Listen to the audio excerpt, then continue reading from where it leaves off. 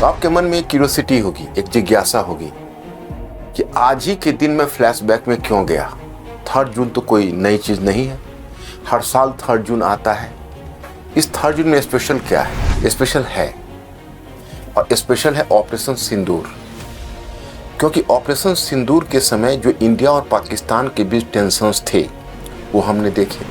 Operation सिंदूर के दरमियान India और पाकिस्तान के बीच military conflict, ideological conflict, diplomatic conflict सब कुछ सामने आया।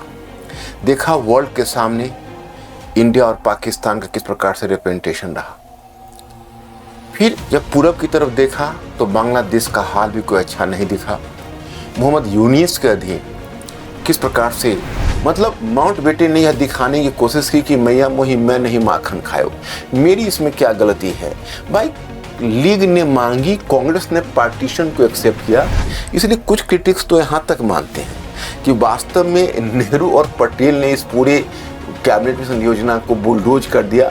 लेकिन अब ऐसा कहना उचित नहीं है। एक पाकिस्तानी हिस्टोरियन आयशा जलाल कहती हैं, और वो कैम्ब्रिज स्कॉलर है basically, but from Pakistani origin. Ayesha Jalal वो कहती हैं कि बेसिकली यहाँ पर नेहरू और जो पटेल की भूमिका थी उस कारण से ऐसा हुआ। खैर जो भी हो, अंत में हुआ कि 29 जुलाई को मुस्लिम लीग बाहर हुआ और 16 जून को जिन्ना ने डायरेक्ट एक्शन डे की घोषणा कर दी। कि जो माउंटबेटन प्लान बना था, जहाँ पार्टीशन का एजेंडा बना, वह पार्टीशन ने जिस पाकिस्तान को जन्म दिया वह पाकिस्तान आज तक इंडिया के लिए हेडेक बना हुआ है। क्योंकि जब इंडिया और पाकिस्तान के बीच पार्टीशन हुआ था तब 2 नेशन बने थे, आज 3 नेशन हो चुके हैं। Okay dear friends and viewers, आज 3 जून है। आज 3 जून को मैं फ्लैशबैक में चला गया।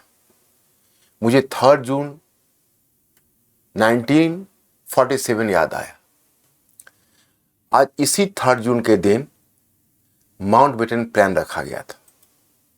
तो आपके मन में एक क्यूरियोसिटी होगी, एक जिज्ञासा होगी कि आज ही के दिन में फ्लैशबैक में क्यों गया। 3 जून तो कोई नई चीज़ नहीं है, हर साल 3 जून आता है।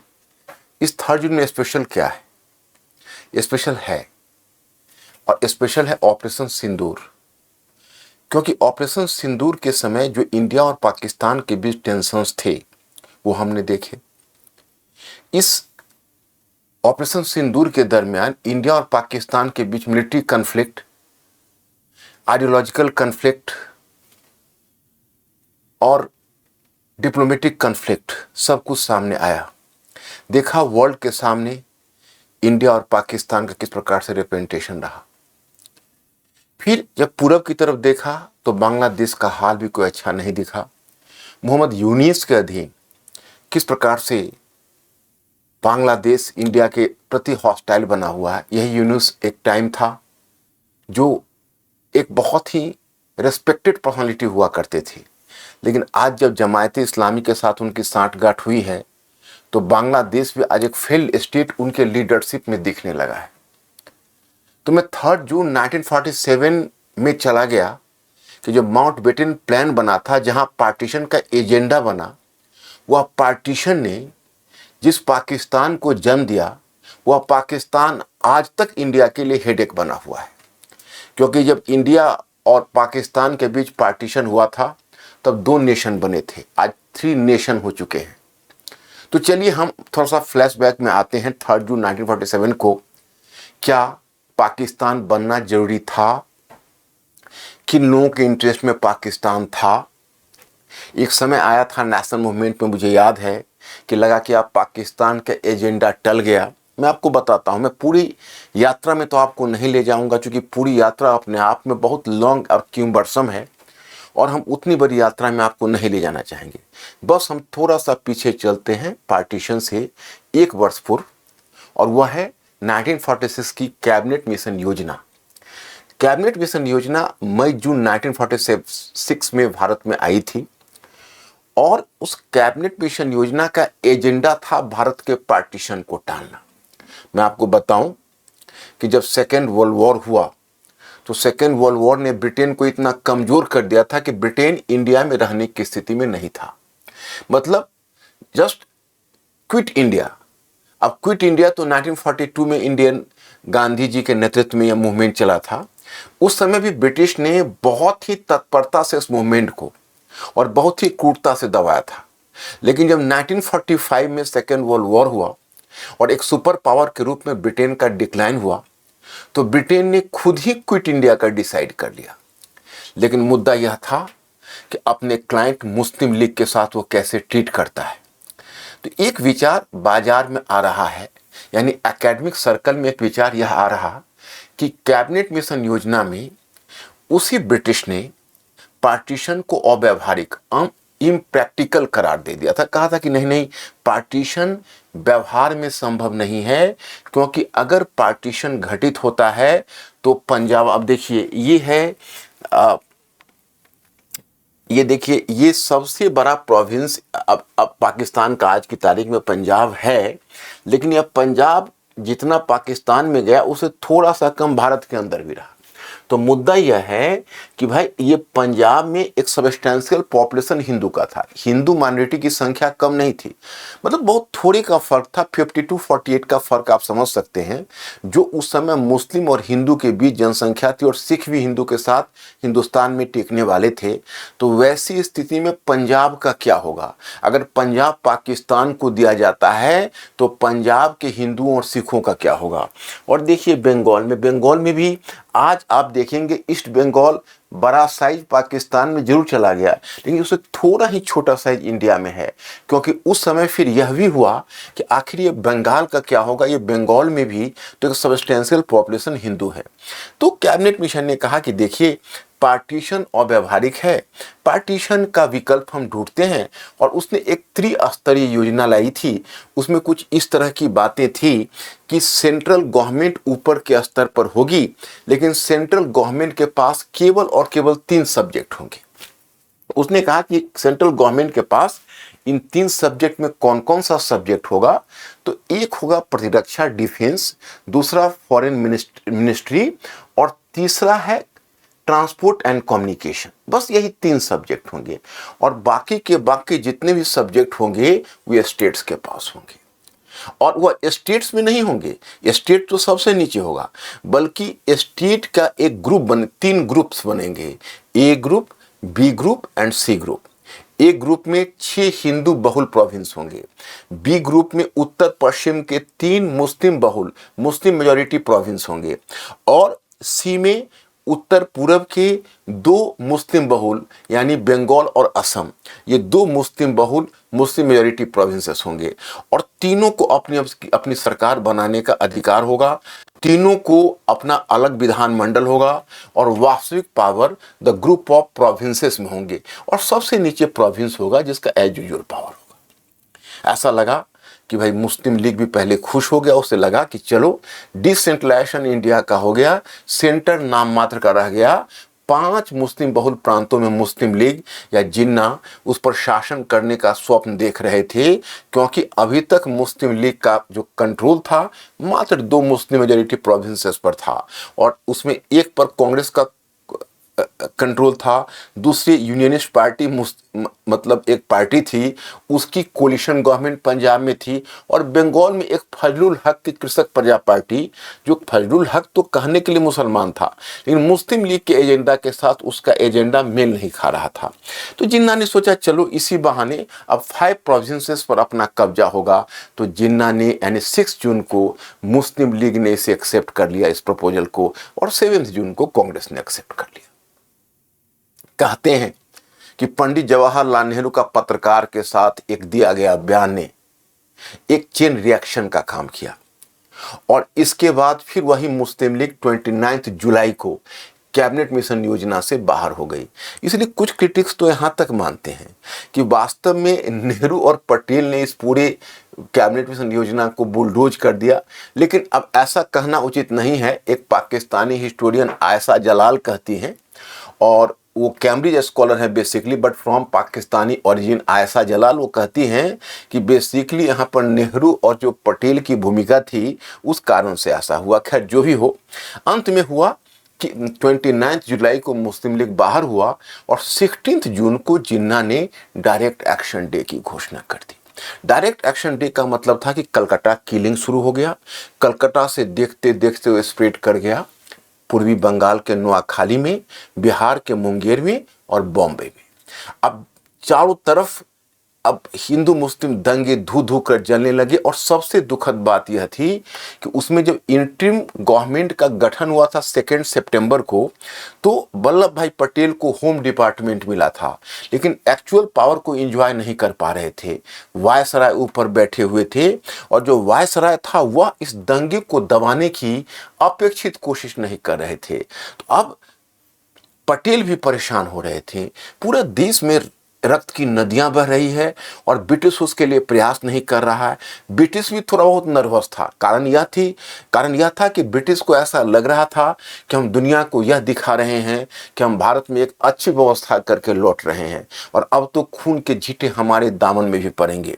वेवेल जो वायसराय था वो नर्वस हो रहा था और फिर एक बार मुस्लिम लीग को मनाने की उसने कोशिश की और 5 अक्टूबर को मुस्लिम लीग को फिर वो अंतरिम सरकार में ला दिया, जिससे मुस्लिम लीग बाहर थी। जबकि अंतरिम सरकार का गठन ही, इंटरिम गवर्नमेंट का गठन ही कैबिनेट मिशन योजना के आधार पर हुआ था। और जब मुस्लिम लीग कैबिनेट मिशन योजना से निकल चुकी थी तो इंटरिम गवर्नमेंट में क्यों शामिल किया गया। खैर एनीवे, इंटरिम गवर्नमेंट में जब मुस्लिम लीग के 5 मंत्रियों ने शपथ ली तो लियाकत अली खान मुस्लिम लीग की तरफ से उसमें आए और उनको फाइनेंस मिनिस्टर का पद मिला।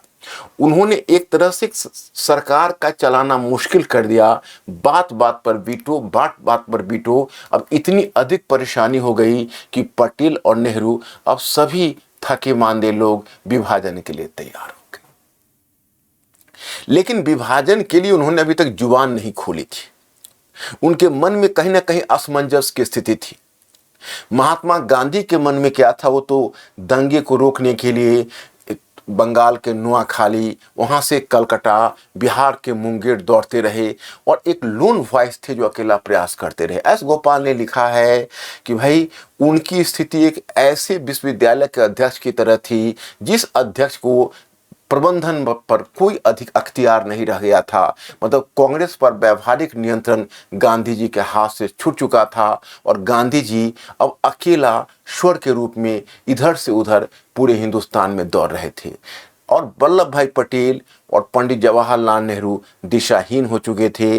वेवेल जो वायसराय था वो नर्वस हो चुका था और बार बार ब्रिटिश सरकार के सामने एक ब्रेकडाउन प्लान रख रहा था कि देखिए जितनी जल्दी हो इंडियन रीजन से निकल जाइए क्योंकि बहुत बड़ा खून खराबा होने वाला है। अब ब्रिटिश ने वैसी स्थिति में माउंटबेटन को भेजा।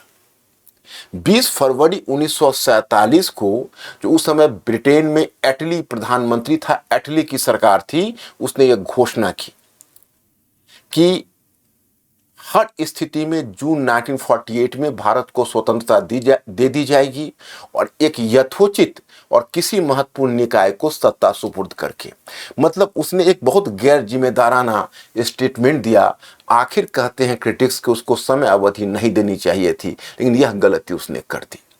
फिर मार्च 1947 में वेवेल को हटाकर एक नए वायसराय को लाया गया। एक नए वायसराय को आने की घोषणा की गई और वो नया वायसराय कौन था? तो वह नया वायसराय था लॉर्ड माउंटबेटन। और जब लॉर्ड माउंटबेटन यहाँ 22 मार्च को जब इंडिया में 22 मार्च 1947 को जब लैंड किया तो उस समय उसके 2 दिन के बाद 24 मार्च को पाकिस्तान दिवस मनाया जा रहा था। हालांकि लॉर्ड माउंटबेटन को कहा गया था कि अगर संभव हो सके तो बस उसके 2 एजेंडा थे। अगर आप सच पूछिए तो लॉर्ड माउंटबेटन के पास 2 एजेंडा थे। एक एजेंडा यह था कि आप कैबिनेट मिशन योजना को लागू करवाकर विभाजन को टालने का प्रयत्न करिए, और एक सीक्रेट एजेंडा लॉर्ड माउंटबेटन का था कि आप भारत से पैकअप होइए, जल्दी पैकअप होकर भारत से बाहर लौटिए और ऐसे लौट कर आइए कि दुनिया को ऐसा न लगे कि आप भाग कर आ रहे हैं। मतलब Lord Mountbatten came with an order to retreat in military parlance and operation. It was the famous statement at that time. वो सीक्रेट एजेंडा के आधार पर काम कर रहा था। अब लॉर्ड माउंटबेटन आया तो उसने कहा, उसने यही दर्शाने का प्रयत्न किया कि भारत में अब कैबिनेट मिशन योजना को इंडिया में लागू करना संभव नहीं है, तो उसने अलग अलग नेताओं से वार्ता शुरू की। सबसे पहले उसने पटेल से वार्ता की, पटेल ने उस पार्टीशन के पक्ष में हामी भरी। फिर उसने नेहरू से वार्ता की, नेहरू ने भी हामी भरी। नेहरू के बायोग्राफर लिखते हैं कि देखिए, नेहरू का कहना था कि देखिए, मेरी उम्र बढ़ रही थी, मैं वृद्ध हो रहा था और भारत की स्थिति खराब हो रही थी। पंजाब में रक्तपात और हिंसा हो रही थी, वहाँ से रोज मरने और हताहत होने के समाचार आ रहे थे। मेरा मस्तिष्क काम नहीं कर रहा था और मैं चूंकि बूढ़ा हो चुका था, अब मेरे सामने कोई तस्वीर शांति की नज़र नहीं आ रही थी। जब विभाजन का प्रस्ताव मेरे सामने आया तो एक ही रास्ता दिखा कि शायद यह हमें इस हिंसा से उबार ले। मैं उसी रास्ते पर चल पड़ा। फिर गांधी जी को कहा गया तो गांधी जी ने भी दबाव में ही सही, दबाव का मतलब यह है कि ऐसा नहीं है कि उनको किसी ने दबाव डाला, बट ही एक्सेप्टेड दिस।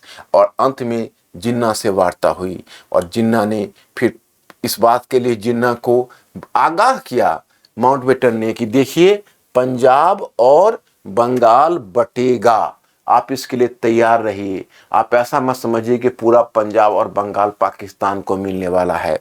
और तब 3 जून को ये माउंटबेटन योजना आई और सेकेंड वीक ऑफ जून में इसको मुस्लिम लीग और कांग्रेस ने भी स्वीकार किया। और फिर यह योजना यहाँ से स्पेशल कंसिडरेशन पर लंदन भेजा गया कि पार्लियामेंट का सारा काम रोक के इस योजना को स्वीकृति दी जाए। और आप जानते हैं कि 18 जुलाई को ब्रिटिश पार्लियामेंट ने इस माउंटबेटन योजना को पारित किया। हालांकि मैं आपको बताना चाहता हूं, और 4 अगस्त को इस पर ब्रिटिश क्राउन की मोहर लग गई।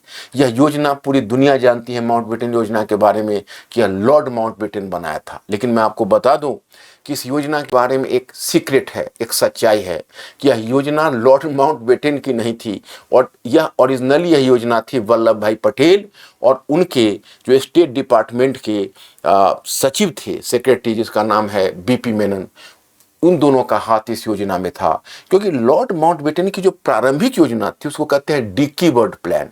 उसने जो योजना दी थी वह योजना तो इतनी आपत्तिजनक थी कि आपको जानकर आश्चर्य होगा कि उस योजना में यह था कि जितने भी भारत के प्रोविंस हैं, जितने भी सब प्रोविंस हैं, उनको स्वतंत्र कर दिया जाए और वह निर्णय ले कि भारत के साथ संविधान सभा में शामिल होंगे या पाकिस्तान के साथ संविधान सभा में शामिल होंगे। अब नेहरू ने कहा इसको प्लान बाल्कन, कि भाई आप तो इंडिया का बाल्कनाइजेशन कर रहे हो, आप तो इसे टुकड़े टुकड़े कर रहे हो।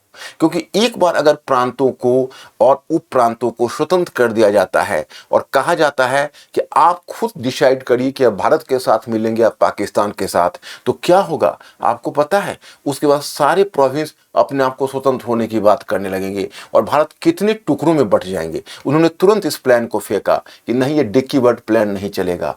तब माउंटबेटन ने उस वैकल्पिक प्लान को सामने बीपी मेनन ने रखा माउंटबेटन के सामने, जिसको आप आज माउंटबेटन योजना के नाम से जानते हैं, जिसमें तय हुआ था कि भारत और पाकिस्तान 2 डोमिनियन होंगे और जितने भी प्रोविंसेस हैं वह, या जितने भी प्रिंसली स्टेट्स हैं, वह उनको ऐसा नहीं कंपल्सन दिया गया प्रिंसली स्टेट्स को कि आप भारत या पाकिस्तान के साथ मिलिए, इन मिल जाइएगा तो अच्छा होगा। लेकिन अब भारत और पाकिस्तान 2 डोमिनियन होंगे। हालांकि नेहरू डोमिनियन स्टेटस के लिए तैयार नहीं थे, वो पूर्ण स्वतंत्रता के आधार पर चाहते थे कि भाई भारत को आज़ादी मिले, लेकिन डोमिनियन स्टेटस एक्सेप्ट करना पड़ा। वजह क्या थी कि अगर पूर्ण स्वतंत्रता भारत 15 अगस्त को ही इस बेसिस को एक्सेप्ट कर लेता तो फिर हमें ब्रिटिश ऑफिसर और ब्रिटिश आर्मी की सेवा प्राप्त नहीं होती। इसलिए कहीं ना कहीं एक व्यवहारिक बुद्धि का परिचय दिया गया कि भाई इस कानून से सत्ता में एक प्रकार का गैप आ जाएगा, और अंत में हमने डोमिनियन स्टेट्स को स्वीकार किया और इस तरह से माउंटबेटन प्लान सामने आया। अब मैं आपको बताता हूं कि क्या यह माउंटबेटन की बाध्यता थी। माउंटबेटन पर कई बार क्वेश्चन यूपीएससी ने पूछे हैं कि माउंटबेटन का काम लीग के द्वारा मांगी गई और कांग्रेस के द्वारा स्वीकृत स्वतंत्रता मात्र को लागू करवाना था। मतलब माउंटबेटन ने यह दिखाने की कोशिश की कि मैया मोही मैं नहीं माखन खायो, मेरी इसमें क्या गलती है। भाई लीग ने मांगी, कांग्रेस ने पार्टीशन को एक्सेप्ट किया, विभाजन को स्वीकार किया और हमने बस उसे इंप्लीमेंट कर दिया। लेकिन यह गलत क्लेम है, यह सही क्लेम नहीं। सच्चाई क्या है? सच्चाई यह है कि माउंटबेटन ने लॉबिंग की, माउंटबेटन ने माहौल निर्मित किया और उचित माहौल निर्मित करके विभाजन का वातावरण तैयार किया। माउंटबेटन एक पार्टी है, माउंटबेटन इनोसेंट नहीं है। माउंटबेटन को हम इनोसेंट इसमें नहीं मान सकते। He manipulated to carry the partition to its logical end. यही सच्चाई। अब इसके पीछे क्या कोई दूसरा मकसद भी था? तो मैं आपको बताऊं कि मुझे जब पाकिस्तान और भारत के बीच संघर्ष हुआ, उसमें हमने यूएसए का ड्यूबियस रोल देखा, हमने यूरोपियन यूनियन का ड्यूबियस रोल देखा, तो फिर मुझे याद आ गया कि भारत का पार्टीशन हुआ था, उसके पीछे भी कहीं ना कहीं पश्चिमी मस्तिष्क काम कर रही थी, क्योंकि कोल्ड वॉर स्टार्ट हो गया था। एक स्कॉलर हैं, कभी अगर आप चाहे तो उनकी बुक पढ़ सकते हैं। उनका नाम है नरेंद्र सिंह सरीला। वो माउंटबेटन के फॉरेन डिपार्टमेंट के सेक्रेटरी भी रहे थे, वहां पर उन्होंने काम भी किया था। तो नरेंद्र सिंह सरीला ने लिखा है कि वर्चुअली हुआ ऐसा कि शीत युद्ध, कोल्ड वॉर स्टार्ट हो गया था। तो जब शीत युद्ध आरंभ हो गया था तो यह बात तय हो गई थी शीत युद्ध में, कोल्ड वॉर में, कि भारत एक गुटनिरपेक्ष देश होने जा रहा है। India is likely to be a non aligned country. तो वो वैसी स्थिति में कहीं ना कहीं जो ब्रिटेन अमेरिकी गुट है वह सोच रहा था कि यह पाकिस्तान का रियल स्टेट है, जो बड़ा फेवरेबल सिचुएशन है। अगर मानचित्र पर आप देखेंगे तो मानचित्र पर आपको दिखेगा कि इसके बगल में अफगानिस्तान है और अफगानिस्तान के नॉर्थ में रशिया है, रशिया। तो अब सवाल है सोवियत रशिया। तो यह एक पार्टी है। तो उसको लग रहा था कहीं ना कहीं ब्रिटेन और अमेरिका को कि भविष्य में ये जो सोवियत रशिया है वो अफगानिस्तान में जरूर घुसने की कोशिश करेगा, क्योंकि इससे पहले द ग्रेट गेम जो 19th सेंचुरी में चला था ब्रिटेन और रूसी साम्राज्य के बीच, उसमें भी इस अफगानिस्तान को निशाना बनाया था रूस ने। तो कहीं ना कहीं ब्रिटेन और अमेरिका को ऐसा विश्वास था कि सोवियत रूस या कम्युनिस्ट रशिया अफगानिस्तान में घुसने की कोशिश करेगा तो भारत तो नॉन अलाइंड है, भारत हमें कोई सहायता नहीं करेगा, तो हम पाकिस्तान को बेस बनाकर अफगानिस्तान में हम सोवियत रशिया से लड़ सकते हैं। ये कहीं ना कहीं उनके दिमाग में योजना थी। तो पाकिस्तान को डिवाइड करने में इस शीत युद्ध, इस कोल्ड वॉर का बहुत बड़ा रोल रहा था और संभवतः वेस्टर्न कॉन्स्पिरेसी से पाकिस्तान को अलग किया गया। वह पाकिस्तान आज भी हिंदुस्तान के लिए सिर दर्द बना हुआ है। और इसलिए हम 3 जून 1947 को जो माउंटबेटन योजना हमने देखा तो हमें ऑपरेशन सिंदूर और उसमें वेस्टर्न कंट्रीज का रोल याद आ गया। यह पैदा भी हुआ है उन्हीं के आशीर्वाद से और आज पाकिस्तान फल फूल भी रहा है, वो कहीं ना कहीं उनके आशीर्वाद से। IMF का लोन एक्सेप्ट होता है, जिसमें यूरोपीय यूनियन और अमेरिका का इतना बड़ा स्टेक है IMF में, वो ऑपरेशन सिंदूर चल रहा है। फिर पाकिस्तान को लोन की मंजूरी क्यों न? क्योंकि अभी भी दूसरा शीत युद्ध चल रहा है। उस शीत युद्ध में कहीं ना कहीं आप देखते हो कि अब ये रूस और चीन, ये दोनों का पश्चिमी देशों से कहीं ना कहीं तनाव है, यूक्रेन के मुद्दे पर, बाकी मुद्दों पर। तो ऐसी स्थिति में पाकिस्तान की जरूरत आज भी उनको है। इसलिए कहीं ना कहीं पाकिस्तान को के प्रति इस प्रकार का मुलायमियत, इस प्रकार की नरमी बढ़ती जा रही है। तो खैर चलिए, हम फ्लैशबैक में चले गए, आपको भी थोड़ा फ्लैशबैक में ले गए, लेकिन अब आज मैं ज़्यादा दूर आपको नहीं ले जाना चाहूँगा, यहीं पर मैं रुकना चाहूँगा। Thank you very much. I will see you later.